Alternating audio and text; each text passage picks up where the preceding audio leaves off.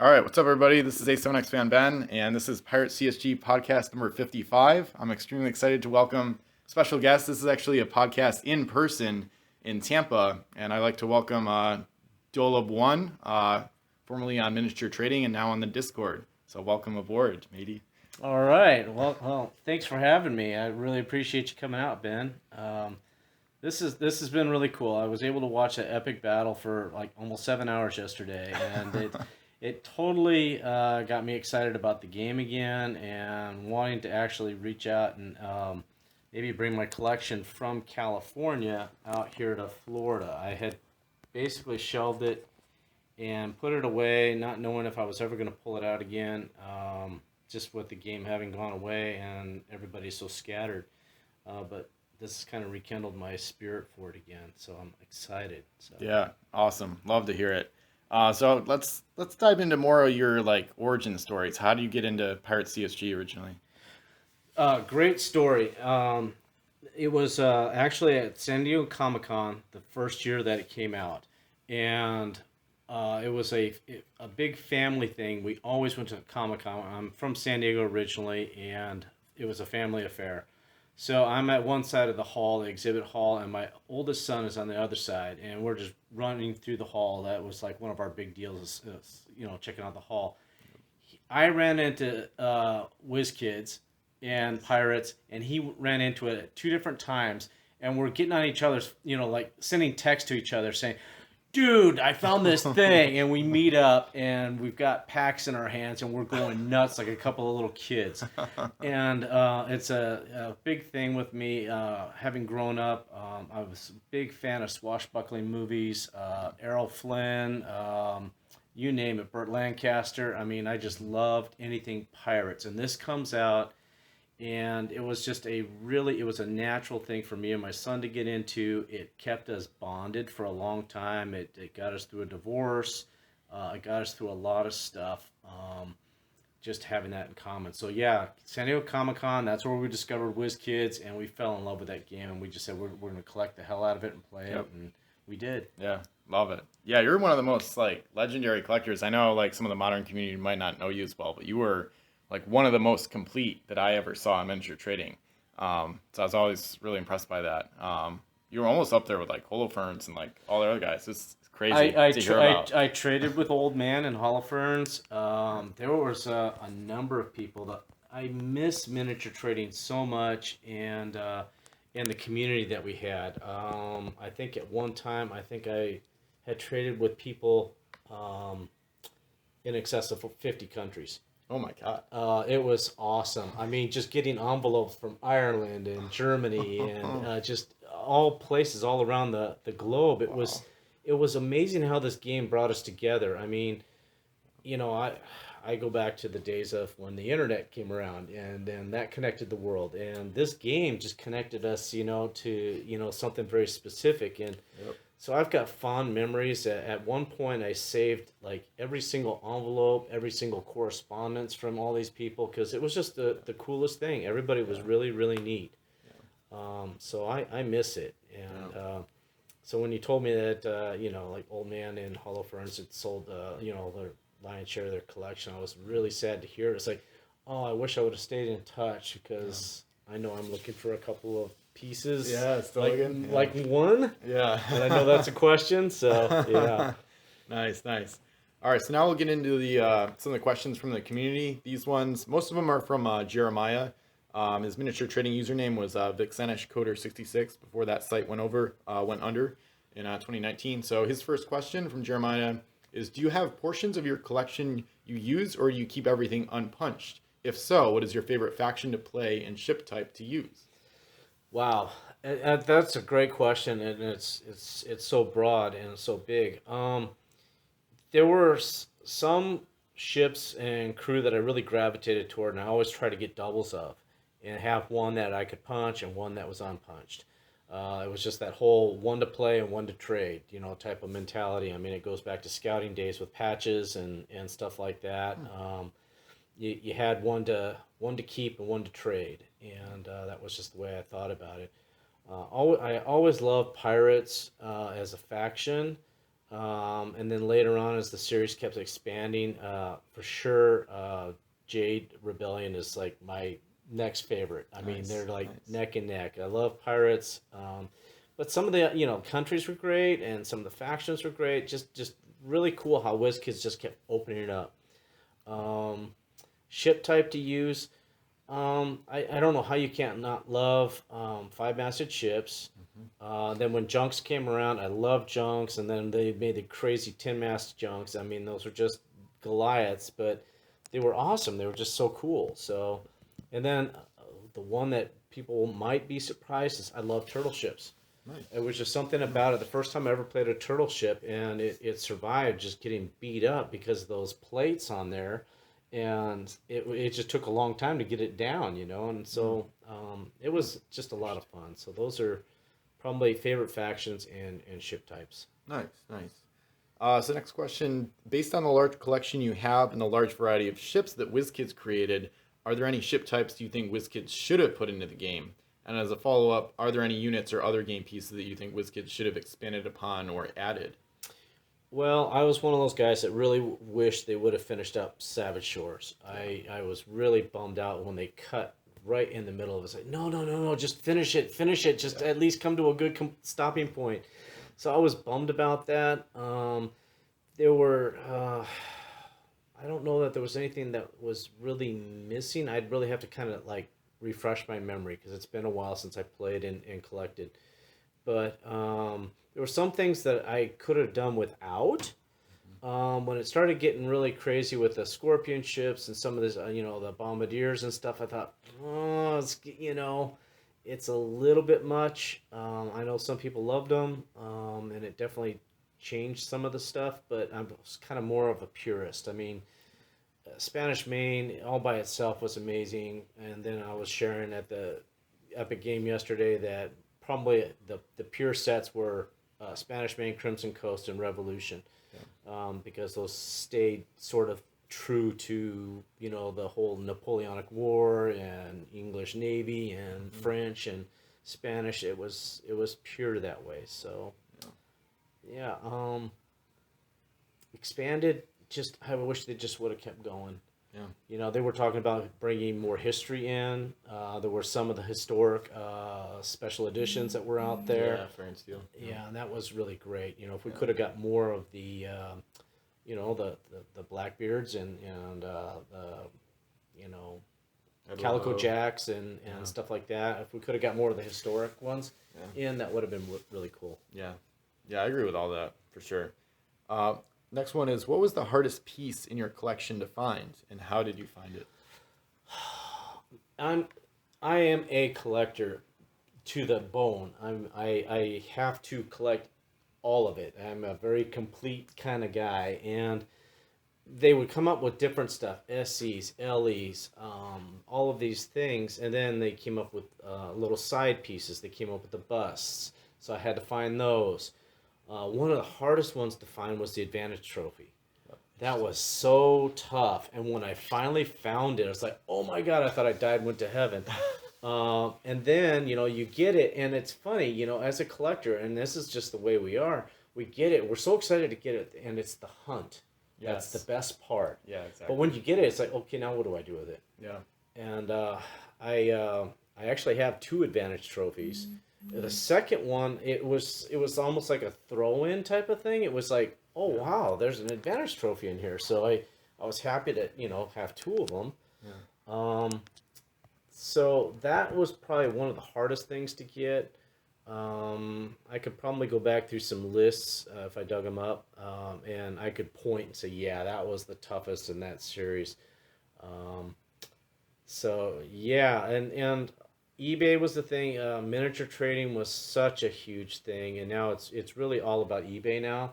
I still literally have a search for every single series that's active, and I get emails every single day. Oh, really? Most of the time, I'm just kind of flipping through it and just delete because I'm not collecting any really actively anymore. But I'm always looking out for that Obago Deuce. Yeah, of course. I think there's a bunch of us that are probably still looking for one. I was sharing that the last time I was in the market for one, it came up a couple years ago on eBay. I was, really prepared to throw in a couple $100 on this thing and probably max out at 5 was probably going to be my top bid. Yeah. And then it exceeded that quickly. It just escalated, and then it went off at, I think you said it was 12.25. Yeah. Something like that. So Yeah, that close was to a that. significant number. If one came up right now, yeah, I would literally take out a small loan for it just to Yeah. have it, because that was just the one thing that I didn't have from the sort of the main set. Yeah. Old Man shared about Ships in a Bottle, and there were a couple other really awesome pieces, and it would have really been cool to see those things come to light. Yeah. I don't know if they were prototypes or special edition, like, for your eyes only type of things from WizKids, but Interesting. I would have loved to have seen that stuff. Okay. Yeah. Like other prototypes beyond the chips in a bottle? There were talks about there were Ships in a Bottle, and there was another one. It was like Adventure.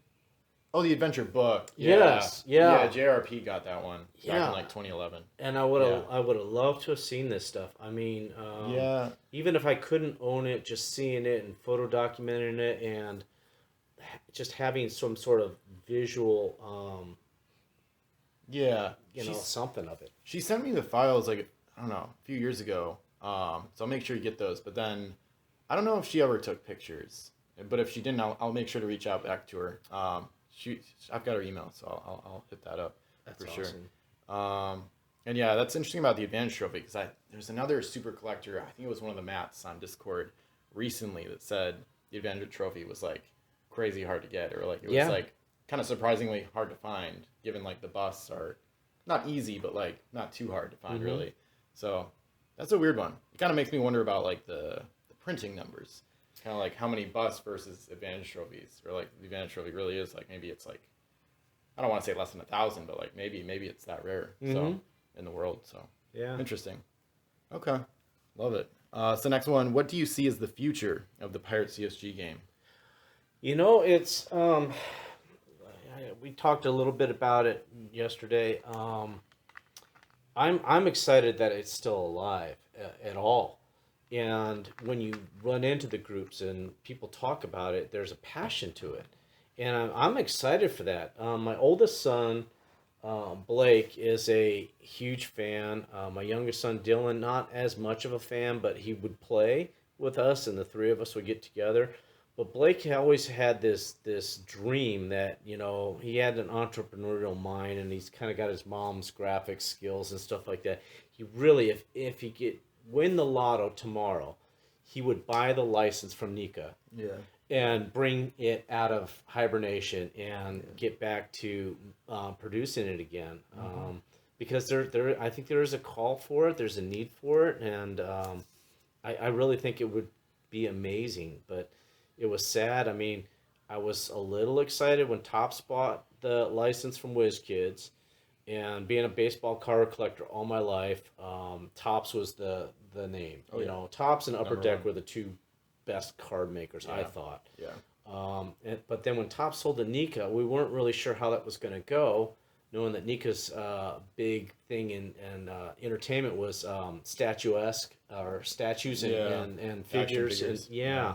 So we weren't really sure, but then they just kind of sat on it. I know when I was still going to the Comic-Con, my son and I would, almost like verbally accost these guys, like, when are you going to bring this out? When are you going to bring this out? Nice. I mean, we just kept on them, like, Nice. when are you going to bring that license out? Cool. And they just, it was a lot of promises and a lot of, Interesting. double talk, and they just didn't do anything. And I was like, why would you kill this? Why would you kill something that still made money? Interesting. So they said like NECA representatives said at the cons that they would bring it back, or at least Yeah, do something with it? yeah, Interesting. they did, and there were, I know they came out on a couple of forums that were chatting them up. I don't know if it was really MT, but there were a couple of like social media sites that were kind of pushing it. So Yeah. Interesting. Do you know if that was like early 2010s probably? With yeah, NECA? Okay. yeah, that was, That's what I'm it was thinking. it was a while ago. Interesting. Okay, maybe they were referencing the card game, I'm wondering. The shuffling the deck version that came out in 2012. I don't know. Yeah, and yeah, when that came out, it was kind of, I was Lame. I was kind of bummed. I was like, whoa, we really missed it, and It's not the same game yeah, at all. I was really bummed. Yeah, So yeah, interesting. The next one, what do you think has caused the recent rise of interest for this game? Or what do you attribute to the rise in cost for pieces on eBay? okay, that's kind of a Two-part part. question. Yeah, the recent rise of interest is it's still cool. It was never not cool. Yeah. I mean, it was great watching the game yesterday. I was just kibitzing the whole time. It was neat watching people in the store doing other stuff, and they're walking by. You know what? I have some of those. Oh, and they had little caches of them, and they said that was really cool. Everybody had fond memories of it, Yep. even if they weren't hardcore players. Nobody had anything disparaging to say about the game. It was always cool. I don't think it will ever not be cool. Yeah. Period. The rise in cost, I think it's a supply and demand thing because it's not being produced. And with the people that are playing them, God bless them, they're breaking the pieces. And and that was like one of those things, again, being a purist and being so AR OCD. That's just my nature. I just love it. I mean, those pieces, as soon as they were done, they were right back into the deck plates. I saved all of them. Yeah. There were a lot of different ways that people did their gaming. But I'm always curious about the brittleness of the styrene plastic. You know, how long is it going to last? Is there a shelf life? Is there a best way to keep it so it doesn't snap and break? All of my stuff is, like in a dark, cool place. So I'm hoping that that's going to help it. But yeah, so I think rising cost is definitely a supply and demand thing. And then just some of the pieces were scarce to begin with. Yeah. Yeah. Makes sense. Other than the Obago Deuce, is there anything in your collection you're still searching for? I would say if I got the Obago Deuce, that would probably button it up for me because I never really held out a whole lot of hope for Ships in a Bottle or Adventure Book. I was just really hoping those things would get out someday, but when the game died and they stopped producing, it was kind of like, well, this is the end of that.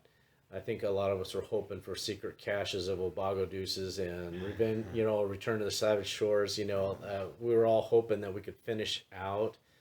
But what is kind of cool is by keeping an eye on eBay like I do, every once in a while you run into something that's unusual.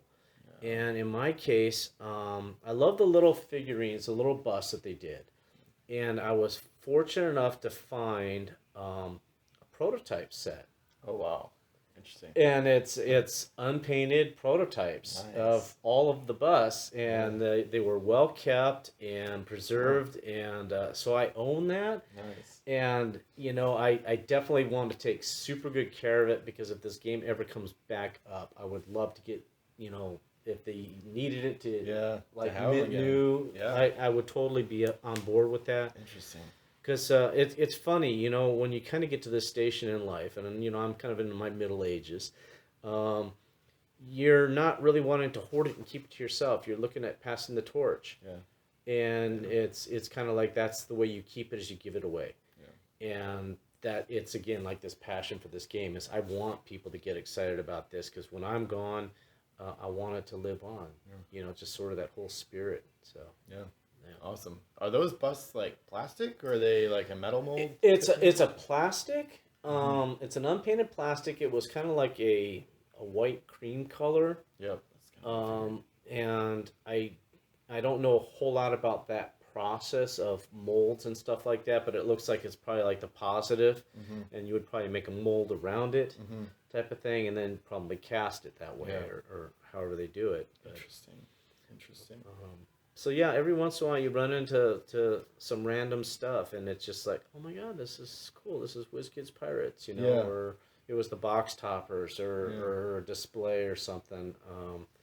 I would love to find some of the old fold up posters that they had. Yep. If I could find a South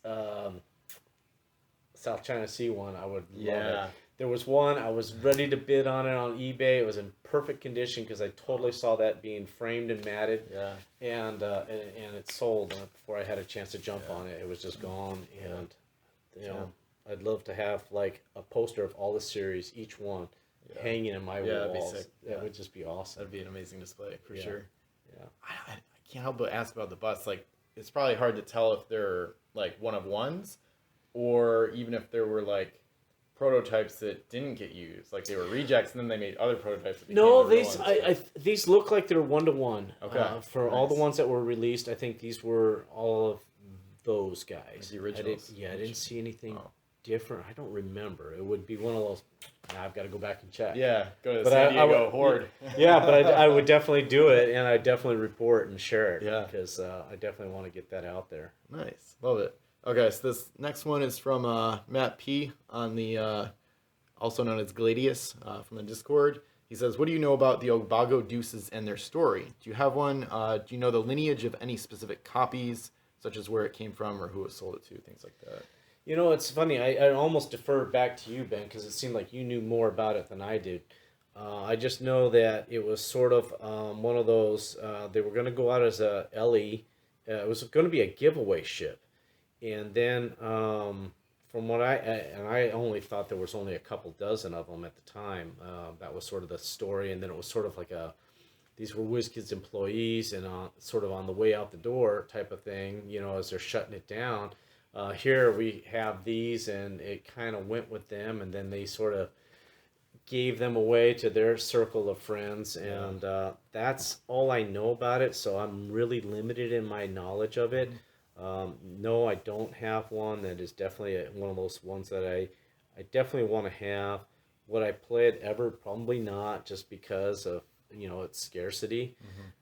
There's a few things that I just wouldn't want to play just because of the scarcity.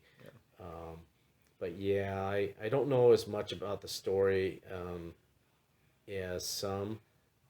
I think the closer you get to the home of WizKids and where it was created and all that, you get to that core group of people. They would probably know more about it. But yeah, it makes for great legend stories and stuff like that. You know, good lore. Yeah, for sure. All right, awesome. Thanks for those questions from the community. We'll get into some random ones here at the end. What's your favorite set overall? Favorite set for sure is South China Seas. Nice. I've always had sort of an affinity for Asian culture, especially Japan, but that whole South China Sea, all of that stuff. When it came to light and you saw the first junks, and I didn't know anything about turtle ships and some of these other things, it prompted me, being a history guy, I love history, you know. It prompted me to get back into history books and find out who were these people, where did they get these names, you know, and you find out that like half the characters are real, you know, real life figures. So that was definitely my favorite faction. Other, you know, was it series? Yeah, favorite set. That was my favorite set. But you can't not love the original Spanish Main. It was just fun. It definitely got us going. Yeah, I love those choices for sure. Do you have a favorite ship in the game? Favorite ship? I know that was sort of like the gatekeeper question to get on the Discord or Facebook group. Probably Facebook, and I sort of picked one that just kind of came to me really quick, and I picked Black Swan. It's a 5-mast pirate. It again, along the lines of swashbuckling movies. That's a movie, you know, with Tyrone Power. It's a great name for a ship. There's a lot of good ones out there. But yeah, that was a solid ship. God, there were a couple of really good ones too. I mean, as funny as, you know, you would think Revenant would be a really good ship. I want to say Deliverance is good. There was a couple of really good ones. If I go back through my list. Yeah, a lot of Pirate 5 Masters for sure. Yeah, I loved them. They were just really awesome. They were the bomb until South China Seas, and they were still the bomb after that. So. Yeah, definitely. Do you have a favorite thing about the game, just overall? Doesn't have to be playing. Could be literally anything. Favorite thing about it is that it's pirates. Yeah. I mean, just the theme is just awesome, and then really the concept, sort of the story behind WizKids, the whole concept of you buy a pack, your buddy buys a pack, and you have a tabletop game just like that. And those were actually my favorite type tournaments when we were talking about that, sealed pack tournaments. So any of you guys that have got sealed packs, I won't say hoard them, but let's bring that passion back. I mean, that was just great. Buy 3, assemble a 40-point or whatever, and just go to town and just have a blast. Yeah, love it. Do you have a favorite collecting story or moment if you had to pick one? I had a lot of really good ones. Like I said, I really miss miniature trading and just that whole concept of that global community. Yeah. Just some of the stories going back and forth with Holofernes and Old Man. Those guys were great. I mean, they had personality, and the cool thing was it was like this welcome door. I mean, if I ever found myself in Germany, it was kind of like reach out to me because you had a place to stay. Yeah, it was just amazing. That kind of attitude, and it was just so amazing. Just the community was so dope. It was it was awesome. So collecting stories, it was just neat. Just that whole back and forth. Mm-hmm. Just get them out, get them in, get them out, and I just loved to trade. It was just really, really good. Yeah, I miss miniature trading for sure. Mm-hmm. What's your favorite memory of playing the game, if you have one? It's probably been a while, but. I think just getting around a dinner table with my sons. Yeah. That was like where it started, and we were just really passionate about it.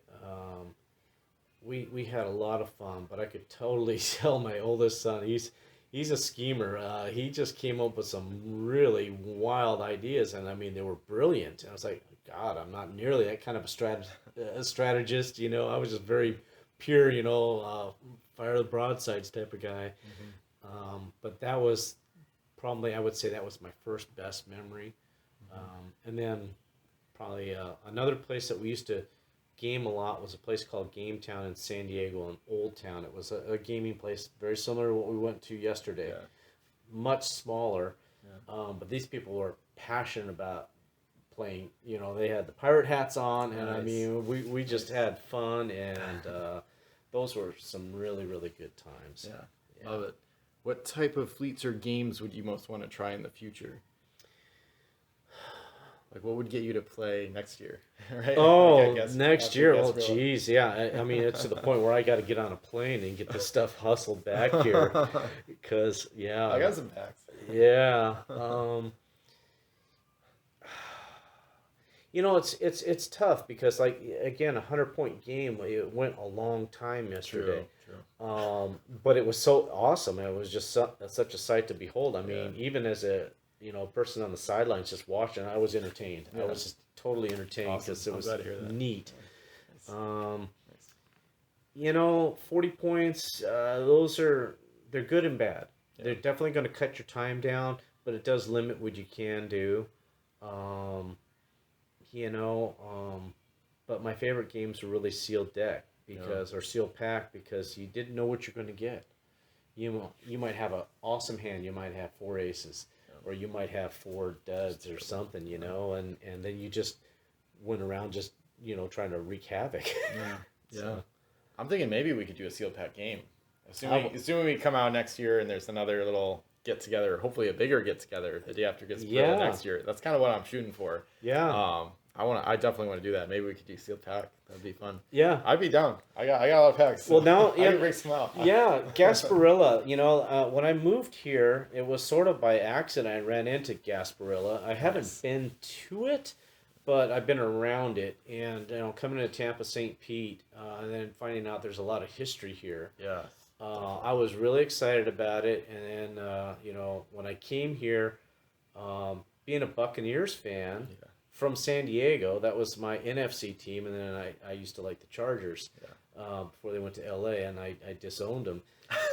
So then when I moved to Tampa, St. Pete, that very same year, I brought the good luck with me because Tampa. Fun fact. I lived in the same city that Tampa Bay won their championships. Okay. So I lived in San Diego, being a San Diego native, and they came there and they crushed the Raiders in the old Jack Murphy Stadium. And then I moved here, and the very next year that Tom Brady takes them, Tom came here. along. So it was awesome. It was just great. So That's sick. but yeah, Tampa's a great place. Gasparilla. I mean, that's just should be a calling card for all the Pirate fans. Yeah. Come to Tampa. That's what I'm saying. That's what I'm saying. You know, I mean, it's a beautiful airport. It's super easy to get in here. I was amazed when I moved here and lived here. I'm trying to get people to come in, and you'd be surprised how easy it is. Yeah. This is only my third day here and my first time here, and I love it. So Yeah. I can vouch for that. 'Cause I want to come back next year for sure. Yeah. And just make it bigger for Yeah. sure. Maybe I kind of want to get here like earlier. Maybe play on Friday, like morning, afternoon, and then again on Sunday maybe. So Yeah. and then have the parade chaos. So Yeah, I it's would. just I would great. definitely play the next time. Yeah. I don't know how well I'll do, but it doesn't really matter. I mean, I really enjoy the spirit of the game. Awesome. So hopefully more people come out to Gasparilla next year. And then last question for you is if you could change one thing about the game, what would it be and why? I would say it doesn't have to be about gameplay. Like it could be a collecting thing. Just don't sell it to somebody. Just don't let it die. Yeah. That was the one thing we wanted it to last forever. Yeah. Because it was just so much fun. I mean, it kept me engaged with something I was really passionate about, and it put me in touch with other people, and it was a great, tactile, social, I won't say social media thing, but it was just to put you in touch with people. Exactly. Like this Yeah, right now. yeah. Exactly. I mean, Yep. I'd seen your name forever on different, platforms, and it's like, I wonder who this guy is, and then you meet him and you say, oh, that guy's cool, and you just don't know, it just put people in touch. So I would say if I could change anything about it, it would be just don't kill the game. If it's languishing, or if it needs new ideas, put something out there.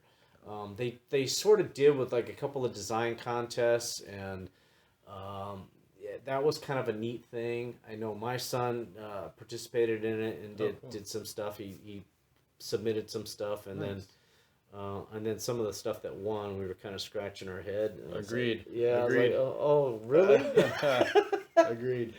So, but yeah, don't let it die. That would probably be the one thing about the game. Nice. Just don't let it die. Nice. Love it. All right. Thanks for coming on. The questions of the day are the next thing. I'll let you think about yours. And mine is basically, what would it take to everybody in the community? What would it take to get you out to Tampa for next year, Gasparilla? So it's the last Saturday in January every year. And I want to come back next year, and I want it to be bigger. So kind of like we did yesterday on the 29th, we had a big 100-point game, 4 players, and we had a 3-player 60-point game after. But I want to get more people out here, and I would love to see people at the parade as the ship comes in on Saturday, like early afternoon. So I guess what would it take to get you out to Gasparilla next year? And would you want to attend? So let us know, and I'd love to hear from you. So over to you for your question. Question of the day. What is your passion? What is your passion? If you're following sort of Ben's podcast for Pirates, what is your passion? What would it take for you to help bring this thing out, or put the pressure on Nika releasing the license? How could we band together and get this thing out of retirement or out of hibernation? Put those ideas together, and let's kind of get it going. Yeah, love it. Awesome. And then I forgot to ask, anything else you want to give like a shout out to, or any people who want to follow you online, or anything? Any projects you have personally? Shout out would probably be to my sons Blake and Dylan. I miss you guys out there in San Diego. I mean, that's a great place too to get together for Pirates. True. Anything coasty, or coastal, that would be great. East Coast, West Coast. So. Yeah. But yeah, to the rest of the community, that especially the old timers, if you're still around and you're still listening, or checking in. I wish you the best. It was a great time, and I'd really love to see it kind of come back again. Yeah. Awesome. All right, love it. Thanks for coming on. This was Ace Van Dan with DHolub1, Pirates CSG podcast number 55. Feel free to like, comment, share, all that, answer the question of the day, and we'll see you in the next one. Thanks for listening.